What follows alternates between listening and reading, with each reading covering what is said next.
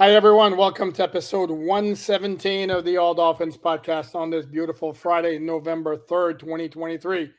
As Is it always, is it because really more, beautiful?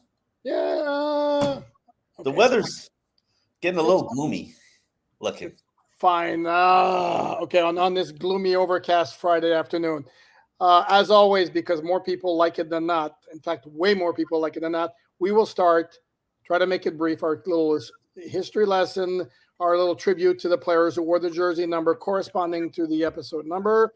And with 17, Omar, your friend, your pal, your buddy, a guy whose name you keep mentioning, dropping all the time. I mentioned, of course, Ryan Tannehill. Oh God, why are we going? Oh damn, I totally forgot he was at the number 17. It's good. Um, I watched that Tennessee Titan Pittsburgh Steelers game, thinking to myself, Tannehill's never getting that job back. And it's not surprising to me because I think Tennessee was going to move on from him after this. The biggest question I have is who will Ryan Tannehill be starting for in the NFL next season? Will it be some team that looks at him as a bridge quarterback like Kirk Cousins is going to be? Because Kirk Cousins is also another guy who's going to be moving off. I'm curious. Also, I know people love the big arm Will Levis. They people are arm queens. They just are. I put you in the arm queen category as well. You are an arm queen. You could deny it all you want, but you are an arm queen. And All I things being equal, give me the big arm. Yes, but it's no, it's not all there is to give quarterback. And I've me never said that. give me accuracy, give me anticipation, give me precision passing over the big arm every single day. And I learned my lesson about that. I absolutely If learned my it's lesson. one or the other, I agree with you. If it's one or the other, I agree with you. I will say this about Will Levis. He made some big boy throws yesterday, and if it wasn't for some putrid play calling down the stretch, Tennessee wins that game last night.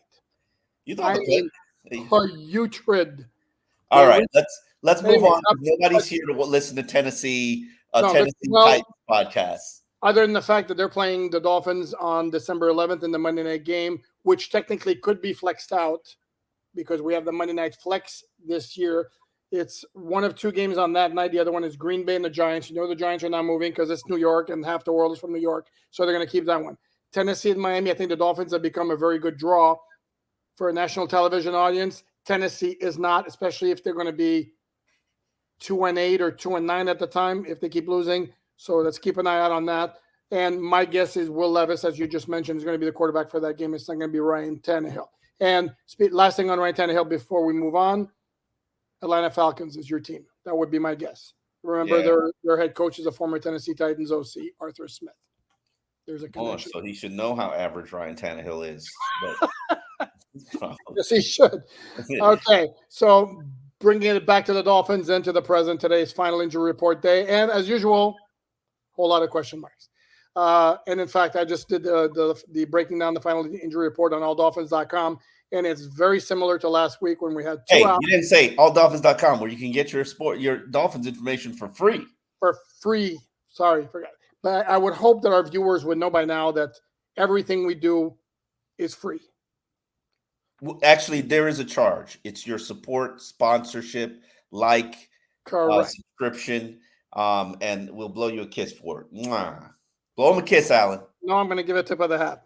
Oh, come on. Okay, fine. Mwah. All right. And the advertising that pay us our compensation. So, as Omar likes to say, so we can feed our families.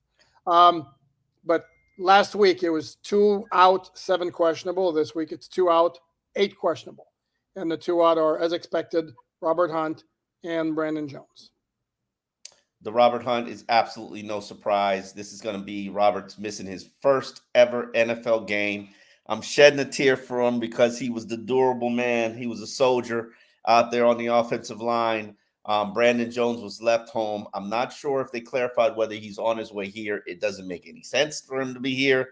According to the reporters who are in Germany, no, he did not travel.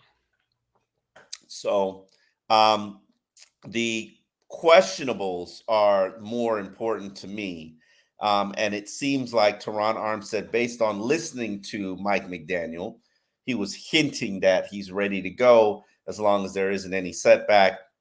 If you know Teron Armstead, you know he circled this game to come back.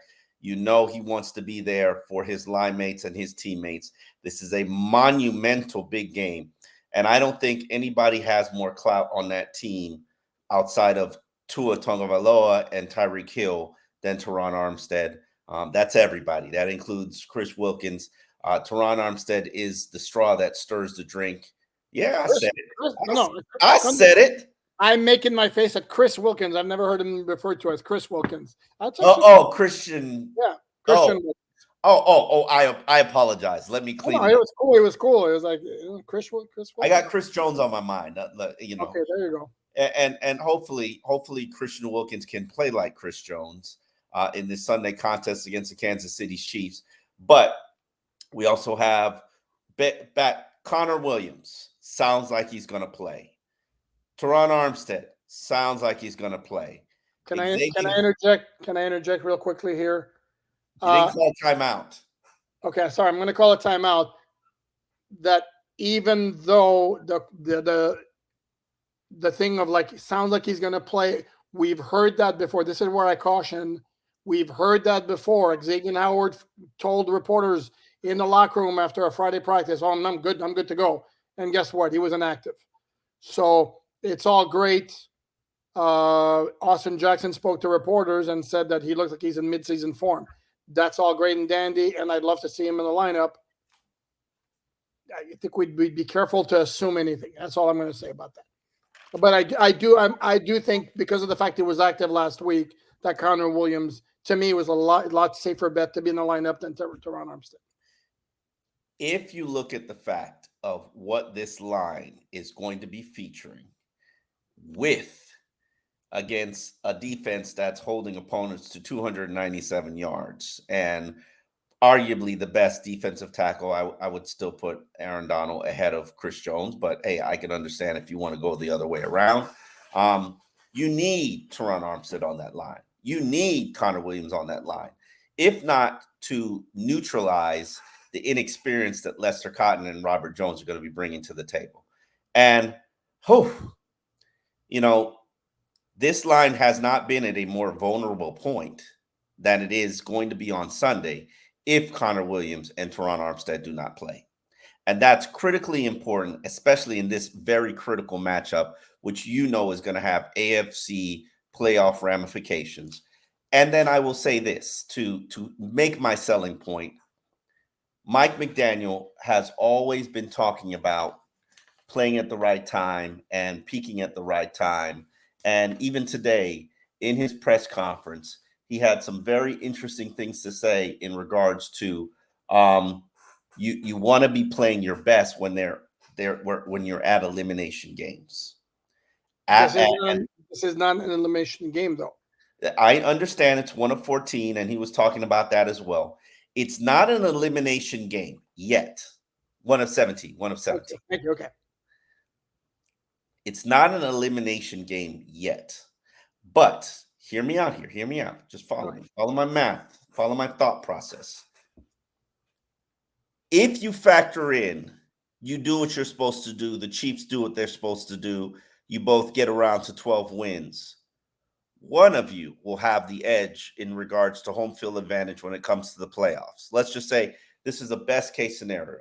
So, and that if you're going to meet again, which in an ideal world for the Miami Dolphins, you're going to meet again, you would like to do it with home field advantage as opposed to go up there in frigid Kansas City in January. So damn well it is an elimination game. It is an elimination game for the next round. So, it's no. I think that might be a little much because again, you're making it seem it's KC and the Dolphins, and I also think I'm looking here. Last year, KC got the number 1 seed at 14-3. In 2021, it was 12-5. I don't know if 12-5 this year is going to get you the number 1 seed, but that's beside the point. I don't know that obviously it's a big, really, really big game in terms of AFC playoff seeding. To me, it can't be a let's throw everything at it because it's such a big game. And so, having said all that, I would place if I were to put percentages, I'd say Connor Williams to me right now looks probably 90-10 he plays. And Tehran, I'm not sure I'd go higher than 50-50. Okay. Let's look at Kansas City's schedule and let's just take a quick glance at it. After Miami, which is arguably one of the toughest opponents that they'll face all season, they've got the Philadelphia Eagles, another killer. Where's the Gonna, game? Where's the game? At home. Okay. At home. Then they've got road games against Vegas, and then the week after Green Bay. Then they visit. Then they host Buffalo, another tough contest that they're doing at home. Then they go on the road against the New England Patriots, which you see their season's close to circling the drain, but the Patriots can sneak up on you. Then they host Vegas. Then they again host the Cincinnati Bengals, another one of their tough contests. Goodness gracious, how many damn big games are they going to host on their schedule? It's crazy, right? Every single tough game they have is at home. It's almost like they sacrificed them going to Germany and said, "Hey, we're going to give you a cupcake schedule and all your tough games. We're going to put you at home." So, Omar, hold on. You do understand that everything is by computer and it's based. Don't give me that look. There is nothing nefarious about the fact that they're just getting all those games at home. It's just the way it shakes out because in 3 years from now, for example, the Chiefs are playing the Dolphins again, and that game right now is already set. It's in Miami, unless they move it to Europe or whatever. But it's based on the formula. It just so happens that they caught this ridiculous break that every one of their tough games happened to be at home. The one tough game they had on the road was Jacksonville, and that was in week 2. And they were able to win it. And I think if they were to play Jacksonville now, would be a lot tougher game than it was in week 2. So ultimately, when we're looking at the schedule, obviously they finish against the Chargers. By that time, the Chargers will have fired their head coach. So we know that season's going down the drain as well, unless Justin Herbert just so happens to pull out a cape, which we know he doesn't own. It's okay because he completely sucks. He's a nothing quarterback. But move on. Go ahead. You think that's going to fool Tuanon, do you? Do you? I'm gonna give it a shot.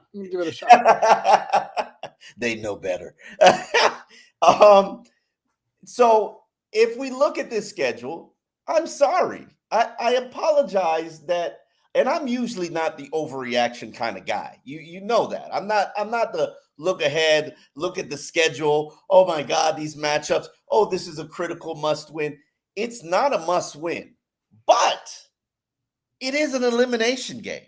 It will decide, if anything, this will either give you put you on equal playing field with the Chiefs, or you'll be looking up at them for the rest of the second half of the season, and you got to get to Vegas through them in Kansas City, which is why it is an elimination game. Because I'm sorry, I like Miami's chances against anybody in the NFL at home. Things get a little bit murky when they have to hit the road. And at home, and here's my reasoning to that, which is why, and I've said it on QAM, I've said it on Twitter. It's when you watch the film, their offense looks a little, I mean, it's watered down. It's like a Sprite. You know, when you go to the McDonald's Sprite and they got that Sprite seltzer on like high, and that thing tastes like octane. And then you also know the Sprite when the seltzer mix is flat. Their offense is quite flat when it's on the road. The cheat motions, they're not timed up just right. And it does not look the same. It looks like a flat version of what they are at home. So you got to do your damage at home, whether you get the number 1 seed or you have the number 2 seed and everybody else except for the Chiefs comes through you. You definitely know that you need to get into that realm if you want to do some damage and be the team that you believe that you can be. So that means this is a It's Fizzless Sprite. Um, no, and I'm looking Just at syrupy. I'm No looking at kick. schedules here, and that's actually interesting the way it comes out, and because most of the contenders, those teams that are 6-2, like even the Dolphins, the remaining schedule, all of their tough games are at home except for Baltimore, and Oh then yeah. we already mentioned Oh, and KC. the Dolphins have a murderous 3-game row at the end. Like I don't know if any team finishes the No, season harder than the Miami Dolphins do. yeah, that's brutal. Dallas, Baltimore, Buffalo. Yeah, that's rough. That's Yeah, rough. like yeah. And so we don't want to hear this, oh, the Dolphins aren't a December team whole spiel again. But I mean, that is a murderous row. Now you gotta Well, be they got to healthy. win. They got to win one or two of those games. Otherwise, yes, they're absolutely going to hear it. Yeah. Just like I put out a plea on Twitter. Please, please, please. I don't want to hear from either side, regardless of the outcome on Sunday, that if the Dolphins lose, it's because they got there too early and they got out of their routine. And if Kansas City loses, it's because they got there too late and they got jet lag. Again, if there was a crystal clear scientific method to it, everybody would do the same. I don't know what the research says about it. The one loss record of teams who go early on those trips as opposed to teams who go like right before. It's the same thing as the West Coast games. Some teams prefer going on Friday, some teams prefer going on Saturday. In the end, I don't really think it's going to make a huge difference. It's Oh, I disagree with you. One then thing. why? Okay, then you're saying that the Chiefs are stupid. No, I'm not saying that the Chiefs are stupid. What I'm saying is the Chiefs will be tired during that game. And Then they're stupid. If you actually think it's going to make a difference, you're saying they're stupid because otherwise, why would they possibly wait until Thursday to go? I think they And just don't want to throw off their own personal rhythm. And both teams have a bye after this game. And I have done the trip twice. And I could tell you, it is a tremendous drain on your body. It just absolutely is. And I don't think I don't think you get over it in 3 days. I think you can get over it in 5 days, and then be back to normal when you come back, because it takes you 3 days to come out of that hangover too. You've done that European trip. You know that next. and I didn't have any issues with it. And again, and then as a smartass on Twitter said, "Well, did you play a football game that day?" No, I didn't. Okay, but I still wasn't like dragging for 3 days. And by the way, the Dolphins, when they played in London one time, they flew out on a Thursday night and they beat the Raiders 38-14, which was one of their rare good games of that season, or one of their best games of that season. And they completely, kicked the Raiders butts all over the field, and they left on Thursday. I'm sorry, I'm not buying I'm it. not disagreeing with you. It does come down to your execution, but people's routines have been thrown off. And football; these are creatures of habit with their routines. I was listening to Tariq's "It Needs to Be Said" podcast, and he talked about some guy coming to he flies a guy in on Monday night, comes to his house to beat up his body so that he'd be ready for game day on Sunday. Okay, so hold on. So now you're saying the Dolphins messed up because they threw off their routine by flying out Monday. So which is it? That's I'm my point. I don't think it makes a what difference. I am saying. If you would listen to me, I think you're like my wife. Sometimes I feel like you're my wife. I'm If sorry. you, What'd you say? I wasn't listening. What'd you say? yeah, if you would listen to me, there are pros and cons to both. And Mike McDaniel, he's about that sports science life, Yes, right? he is. Yes. Yes, and he admitted this was a decision made based on sports science. I just don't remember the sports science because I made this decision 4 months ago. So do we? Sure, he doesn't remember. I'm sorry. Go ahead. No, he doesn't remember. He could generally give you the statistics on the records based on who flew in early versus who flew in late. How the studies about how long does it take the body to adjust to time change. And you can hear the Dolphins talk about, we're still not adjusted, we're dragging. And trust me, Kansas City just got there. I watched their entire press conference. Every one of them looks like they're absolutely drained. They're zombies. And that can carry over to the field. Hey, if it doesn't, but Travis Kelce said something I found very interesting and telling, and I do agree with it. This is football. It's going to come down to our execution. And he's like, we'll play you wherever, whenever, on whatever conditions, whatever field. and we'll be ready to go. And that's a great mentality to have when you're the defending champions. When you're the Miami Dolphins, and this is a game that you got to do, and it's going to help you or hurt you from a confidence standpoint, one way or the other. Because if you and even Mike McDaniel said it, it's gonna, he knows the narratives that are out there, and give yourself every opportunity and every advantage, and that means go there early. Okay, again, I'm going to go back to my point that with enough research as there is around the NFL, because Dolphins are not the only team that has a science and analytics department. So with all the research that's out there, if there was a clear-cut method, every team would adhere to it. The thing is, there are pros and cons to doing it either way. So that's why I think it's going to get overblown. And here's the thing, though. If the Dolphins should happen to fall short in this game, the narrative is going to stay until the next time they play a good team. Because guess what? The next game is against Vegas, and they're not going to end that narrative by beating Vegas, no matter how badly they beat them. Vegas got some talent, though. They do. One of the best running backs and one of the best wide receivers in the game. They're 3-5. They haven't scored more than 21 points at all this season. Can we acknowledge that they have some talent on their team? Yeah, they have three good players: Devontae Adams, Josh Jacobs, and Max Crosby. It's not a great team. But also, you're not factoring in. Mike McDaniel said there was a very important reason why they went so far ahead to Germany: team bonding. Okay, and I do believe it. Yes, gang. I'm going to poo-poo that. They've already, and you know why? Because they've already established a team bonding. Are the Dolphins, based on what we've seen all year, is this not like, from what we can observe, is this not as tight a group of players as we've seen in a long time on this team? You're going to tell me that it's spending 4 more days in Germany together that's going to like make them even closer? Come on. Come on, bro. That Houston road trip we had, that bonded us for life. What are you talking about? Like, it did. Okay. Now I feel some type of way now. I do agree. I know that song, by the way, and I like that song too. Yeah. All right. I like that. Hey.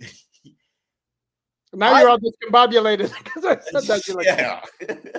I do feel like the bonding is important. You know, Mike McDaniel wants to bond. He's all about having guys hang out together. But I do believe that these Germany games, and I love them. I hate that, not Germany, international games. I hate that fans are in their wet feelings about it, and this going off the U.S. soil and the game being played at 9:30. These are like bowl games for football players. You don't think they get excited? I listened to Travis Kelce's press conference. He acknowledged that he would not admit that Taylor Swift is whether she's coming or not because he knows that it moves the Vegas line.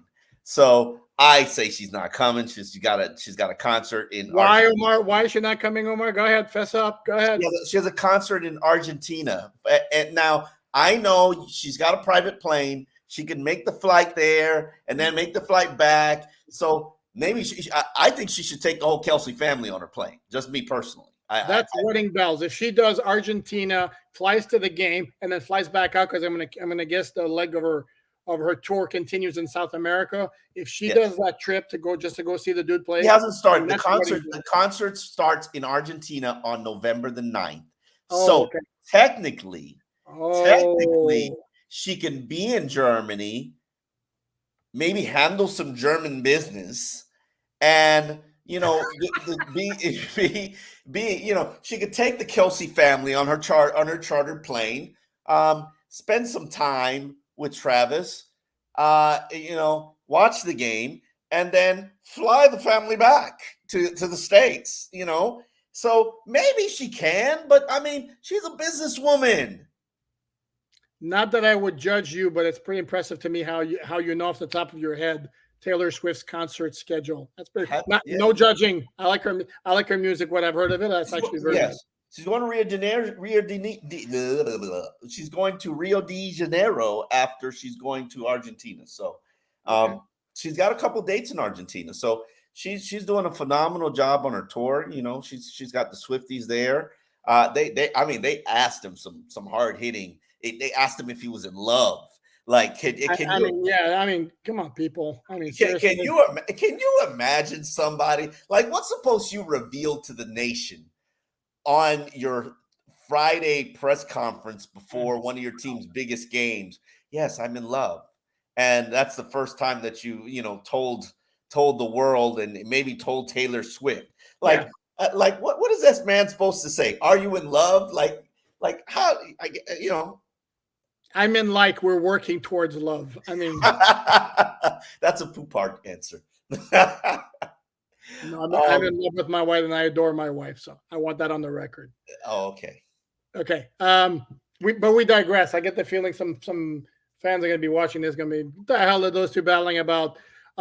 There was a clip which you shared on Twitter of Jalen Ramsey going up against Travis Kelce, getting beat badly on one play where he got caught looking the wrong way, and there's another play where he made a great play closing on the ball in the pass near the goal line where he cut in front and got his hand on it. Look, it's going to be a handful regardless. And Jerome Baker made a good point in talking to the media what to do when Patrick Mahomes starts scrambling, and it's basically don't play hero ball, stick to your assignment, don't try to be I need to be the one to make the play, and then you forget your responsibility. It's basically stick to the guy that you have and you stick with him as long as possible, and you hope that eventually somebody gets to Mahomes whose duty is to pass rush, or he runs out of time, runs out of bounds. But the second you start again trying to play hero ball, leave your responsibility, that's when you're going to pay for it.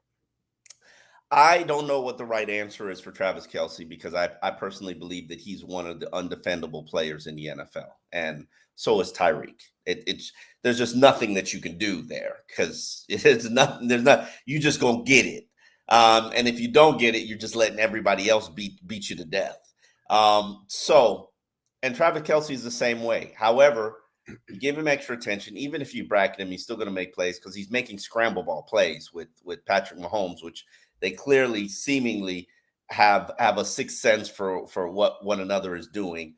But I do think that Jalen Ramsey gives you your best chance to defend him because of the size, because of the athleticism, because of the change of direction ability. However, that film that I watched, it just showed me it's one-on-one, you're still going to take your losses. And I think Jalen Ramsey has the mental makeup to do that. But my question to you is, if Jalen Ramsey doesn't defend Travis Kelce on at least third downs, who does? Who are you putting Jerome on him? Are you putting Jerome actually spied Mahomes the last game that they played. And obviously, I don't think it's going to be David Long because that's a mismatch from a player standpoint. Is this the game that Javon Holland's going to step up and put his cape on and become the number one safety that all these analytic sites and Pro Football Focus is telling us that he is? And you and I apparently don't see. No, and I caused a little ruckus on Twitter today when I pointed out that David Long has been waived. But that's the other David Long Jr. and the other David Long Jr., who was a cornerback from Michigan who got waived by the Raiders. Not quote unquote our David Long. Javon Holland or bracket the dude. Remember when we had Joshua Briscoe on, our good friend, the publisher of Arrowhead Report, and Behind Enemy Lines, you should Behind Enemy Lines on Tuesday. Check it out. The dude was great, and he basically made the point. Actually, no, this was in a written piece on alldolphins.com for free, where I asked him basically, how do you defend Travis Kelce? And his answer basically was like, you basically devote yourself to stopping him no matter what it takes, even if it opens up avenues for everybody else. And I look at the game from last week, he had 6 catches for 58 yards. Sign me up for that right now. If I'm the Dolphins, do that. Bracket the dude, 2 guys on him if you have to. Contact. I you know what? Now that I'm thinking about it, I like Jalen Phillips. I think Jalen Phillips could do a decent job defending Travis Kelce just because of the size. No. Man runs a 4.5. But it's how often have you seen him in coverage? It's not the same thing. No, it's not the same thing. Kelce's going to turn him around every which way. It's going to be. It's no offense, and this is going to be bad. It's going to be Stephon Diggs against Noah Benogany. Tell me, dude, you saw that clip on Twitter when Kelce turned around Jalen Ramsey. Yes. One hell of What I'm saying, if you hear me out, if we're going to bracket him, have Jalen do some work on the line of scrimmage. Like maybe, because I think that if we're going to talk about Kelce, if you put your hands on him at the line of scrimmage, you might give yourself a chance to sort of disrupt the route. And then once we let that go, then we've got Jalen Ramsey or Javon Holland in the back end. And I also don't feel like you need to have Jalen Ramsey shadow him the entire game, even though the clip that I put out there, that was what he was doing, kind of like a spy, a star player. And, and I think that that's a wise approach on third downs, maybe even red zone. I don't think it's something that you have to do every single play, but we've hammered that to death. We don't know if it's going to happen. Jalen's like, maybe it is, maybe it's not. Clearly, you're not going to show your cards in this game because it's going to alter the approach that Andy Reid and the Kansas City Chiefs have. What I will say is the matchup that does concern me the most, and I think was going to ultimately impact the game and decide the game, is Chris Jones and how he lines up, how he plays. I started watching Kansas City film, and I was very intrigued by how much he moves across the line of scrimmage. On a given 4 plays, he will be at 4 different spots. Mm-hmm. And what they're trying to do or how they're trying to do it, or whether they're based on this formation, this is the gap that you run in, or this is the weak offensive tackle that I'm trying to attack. I don't worry so much about him on the edges against these tackles because, especially if Teron Armstead plays, I think Teron Armstead is a war daddy, just a man among men. I would put him up there in the Trent Williams category. I'm very confident Teron Armstead, even at 70%, can hold the line and protect Tua and create creases in the run game, no matter who he's defending. And Austin Jackson, I have said this for a couple of weeks now. Austin Jackson is having a Pro Bowl-esque caliber season. There are very few right tackles in the league who are playing better than he is, and what he's doing should be commended. Hopefully, he continues to stay healthy. I'm not really worried about Chris Jones versus. Yeah, man, I said it. I'm not really about one-on-one.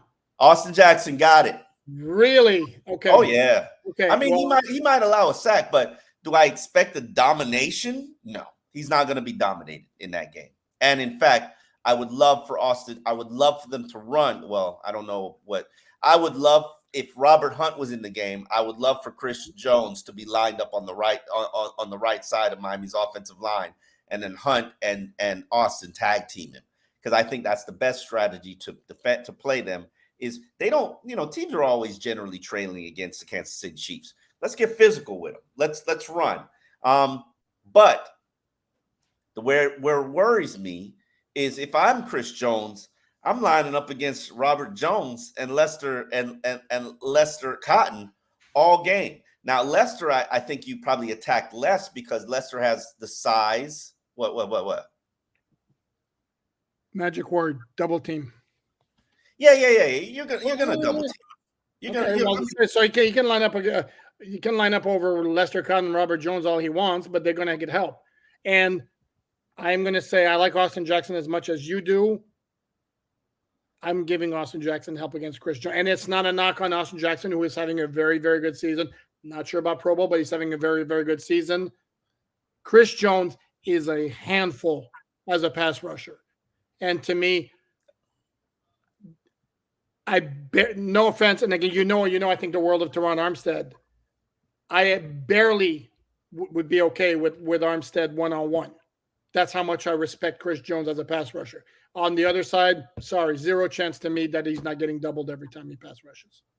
Yeah, I don't disagree with you. I mean, I began this portion of this podcast by telling you, I think more than Travis Kelce and Patrick Mahomes, he's the guy that's going to wreck your game. And if he's able to make this team one-dimensional and make them a pass-happy offense, and then allow the Kansas City Chiefs to basically zone in on Tyreek and force everybody else to beat you, I think it's a recipe for disaster, no matter how good Tua is. No, and if you look at that guy and the Chiefs' playoff runs of the last few years, every game at a key moment, that guy's right in the middle of it. I mean, it never fails. And it's like you ask yourself, why are there not three guys on him? You know he's the game wrecker on their defense. Why are you letting him wreck the game? And dude finds a way. I mean, he's a bear. Mm-hmm. How much do you think the Durham Smythe's ankle injury is going to be a factor in this game, or is he just going to tough guy it all game? I'm not overly concerned again because there are ways around it, and I think Alec Ingold, who did not get a game status designation, I think. By the way, we should do the KC injury report after very quickly. I think Alec Ingold is going to get a lot more snaps than he's gotten in recent weeks. He can take some of the slack because he does a lot of the same things as Durham Smythe, who would obviously prefer having him. But if he's having some issues with the ankle, I don't think it's insurmountable for the Chiefs. But as I was there, Willie Gator, starting linebacker, is questionable. Although I believe I saw he was a full participant in practice. Jerick McKinnon, the running back, does not get a game status designation after missing practice on Wednesday, so he's going to play. And then the other guys, it's possible that they may get, and the guy's name is going to escape me. Wide receiver they had who's on IR, whose name escapes me right now. Boo! Who practiced all week as a full participant. And Omar, can you look it up real quick, or do I have to do it? I'm looking up wide receiver on IR. Wide receiver on IR. This is bad. I'm ashamed of myself. Ross? No, Ross is not on IR. No, sorry. Jody Forsett, Nick Bolton. Nope. We'll look it up very, very quickly here. This is bad. This is bad radio here. Richie James. Thank you very much, Richie James. Oh, okay. Okay, so he's on IR. They would have to activate him by 4 p.m. Eastern time tomorrow. Just like if Teron Armstead is going to play, we'll know by 4 o'clock tomorrow whether he plays because that's the deadline for him to be activated. So let's go, Teron. And they got to make a roster move to activate Teron Armstead. That is a very, very, very good point. I was completely off on my prediction last week, so I don't even know if I'm going to make one. Yeah, I don't think there's a need for us to make one, but if I'm going to have to take a guess, I'm going to go with Brandon Peely gets the demotion to the practice squad. Yeah, I said it. You said you're going to you were not going to make a prediction, then you went Brandon Peely. That sounds like a prediction to me. They're low on numbers on the defensive line. I'm still going to go. I don't know how many. I believe they have a ton of defensive backs. I'm still going to go Calvin Joseph. Sorry, Calvin. Nothing personal. It's nothing personal. It certainly sounds like it's personal for 2 straight weeks. Calvin Joseph does good work on special teams. He does. Well, when he's active. Cam Smith and that foot injury isn't on the injury report. Notice that? Who? Cam Smith. Wow. Cam Smith, correct. No, second round draft pick. That's right. Mm-hmm. And it was bad enough last week that we're asking McDaniel about IR. Well, guess not, because he played last week and now he's not even on the injury report. If you're going to take a look at where they are heavy on the roster and where they're battling some injuries, I am of the opinion that it's heavy as defensive line and wide receiver. So Brandon Peely, Robbie Chosen, let's grind.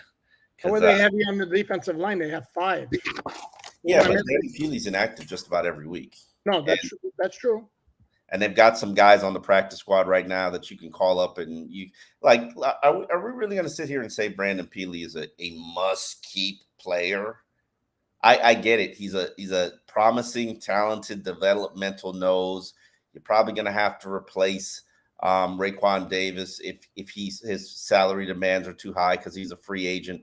But is Brandon Peely, does he look like he's a guy who's saying, hey, I got to get in there and get some snaps? Because he's behind Deshaun Hand right now. That sounds personal too, actually. But I like Brandon Peely. I just all I'm saying is everybody. I like everybody. Yeah, I just from a cornerback standpoint, I mean, I think they've thinned that unit out as much as they're going to thin it out. Like they need those guys for special teams. Do you need Brandon Peely for special teams? I mean, we're off in the weeds here, but this is what we do on the All Dolphins podcast. we wade through the weeds. Who is the player that Alan Poupard's going to say, insert name, has a big game and the Dolphins win? Tyreek Hill. How's that for going on a limb? Okay. I mean, that's low hanging fruit right there. If I'm gonna go defense, I still think, to me, the best matchup on defense is those two edge defenders, Jalen Phillips, Bradley Chubb, against Jawan Taylor, Donovan Smith. I think one of those two goes off with like 2 sacks and a forced fumble. I think one of those two guys becomes your key player. That's a better answer than Tyreek. Van Ginkel. Look at you. No Van Ginkel love. Didn't play. Did you see the snap count against the New England? Pretty low. It's pretty low. And in fact, the Dolphins use the same 11 against New England for more than 80% of the snaps, which is very, very high. And Van Ginkel was not among those 11. Mm-hmm. That's the work that you can get from Poupard and his All Dolphins Snap Count edition every Monday. Mm-hmm. I didn't read it this week, so I'm behind on my snap count. See, I don't listen to you and you don't read me. That's a great relationship we have. Hey, it's much like my marriage. Okay, on that note. So we will be back tomorrow. We are going to give you, as usual, our Saturday live breakdown. We're going to do it at 11 o'clock. Hopefully you'll be here and able to participate. If not, you can get it on the recap. We are on audio, all streaming sites except for Google Play. We are officially on Apple. Thank you, Apple, for accepting us and letting us in the club. Much appreciated.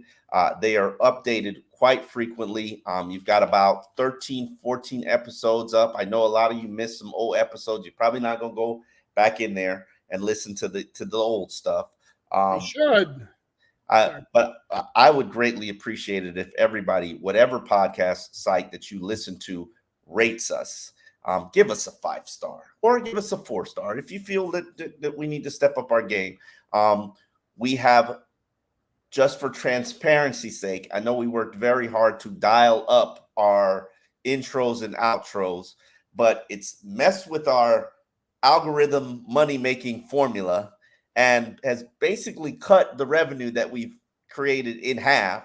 So, and this is in the sake of transparency, we're still trying to figure out this YouTube algorithm, still trying to figure out the formula. If you are a guru and you do know the answer, please share. Put it in the chat.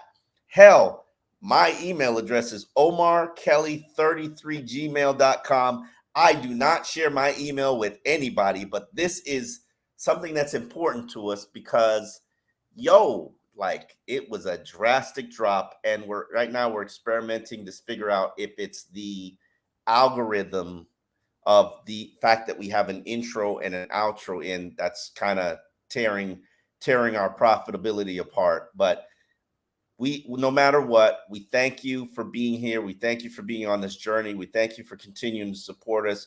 We ask that you like, subscribe, tweet out, share with a friend. If you got a Dolphins friend who, hey, say, check out that podcast. And we would greatly, humbly appreciate it. You know where to find our work, alldolphins.com. You know where to find us on the podcast. We're under All Dolphins right now. And on YouTube, we're just All Dolphins. If you want to just find anything from me and Alan, it's hashtag All Dolphins, and it'll be there for you. On that note, we'll see you tomorrow at 11 a.m. Eastern time. Thanks, everyone. Time.